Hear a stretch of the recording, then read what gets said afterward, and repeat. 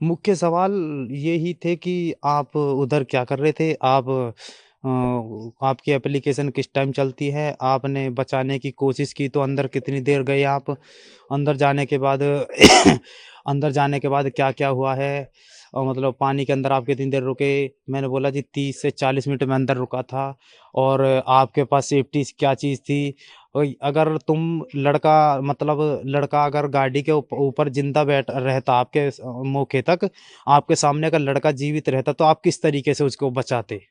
मैंने अपने तरीके से जो भी बहुत सारी चीज़ें बताई थी कि जी इस तरीके से लड़के को बचाया जा सकता था, और जो भी सुविधा थी उनसे लड़के को बहुत ही आसानी तरीके से बचाया जा सकता था।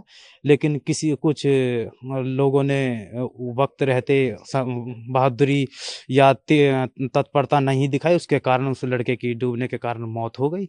बहुत सारी यही सवाल पूछे गए थे मुझसे सेम। जब मेरी पूछताछ चल रही थी उस टाइम एनडीआरएफ वाले भी थे, और कुछ लोकल्स बंदे भी थे जो मुझसे पहले मौके पर मौजूद थे घटना स्थल पर। जी। और उसमें फायर ब्रिगेड वाले भी थे और एनडीआरएफ वाले भी थे। एसडीआरएफ जो एनडीआरएफ वो भी थे, मतलब सारे जितने भी ग्रुप हैं एनडीआरएफ एसडीआरएफ फायर ब्रिगेड, और जैसे कि मैं हूँ, मैं चशमदीद, तो सभी के सामने पूछताछ हुई थी। ऐसा नहीं है कि अकेले में की गई थी, सबके सामने की गई थी। दोबारा बुलाने की कोई भी हमसे बात नहीं की गई है। उन्होंने लास्ट टाइम मेरे पूरे बयान लेने के बाद बोला है कि मोनिंदर आप अब सुरक्षित अपने घर जा सकते हैं, और मुझे सरकारी गाड़ी से वहां सोएट सेक्टर 6 से यहाँ तक मुझे सरकारी गाड़ी से और बड़ी सुरक्षा के साथ मुझे मेरे घर छोड़ा गया है, बहुत ही प्यार के साथ, बहुत ही इज्जत के साथ। सर बुलाए नहीं गए थे, वो मुझे ही बुलाया गया था, बस मेरे पिताजी और मेरे भाई मेरे साथ ऐसे ही गए थे। तो मैं सरकार से प्लीज यही मांग करना चाहता हूँ। मेरा नाम मोनिंदर, नोएडा सेक्टर 150। मेरी जान को बहुत ही ज्यादा खतरा है। मैं एक मिडिल क्लास बंदा, एक फ्लिपकार्ट चलाने वाला बंदा, एक सच्चाई बोलने के कारण अपने आप को बहुत ही डरा सहमा महसूस कर रहा हूँ।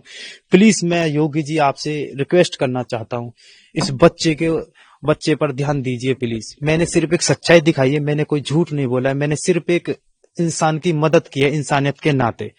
मैंने और कोई ऐसा कोई गलत अपराध नहीं किया है जिसके के कारण कि मैं दुबकता डोलूं, ऐसी कोई बात है। मैंने एक बहुत ही अपनी जगह अच्छा काम किया है। तो प्लीज मेरी सुरक्षा की, और मैं सुरक्षा की अपनी मांग करता हूँ। मेरी जान को रियलिटी में बहुत ही खतरा है, और मेरी फैमिली भी बहुत ही ज्यादा डरी हुई है। मेरी माता ने 3 दिन से रोटी नहीं खाई है। प्लीज प्लीज, मैं एक मिडिल क्लास बंदा हूँ, मेरी हेल्प की जाए, मेरी सुरक्षा सुनिश्चित की जाए प्लीज। धन्यवाद।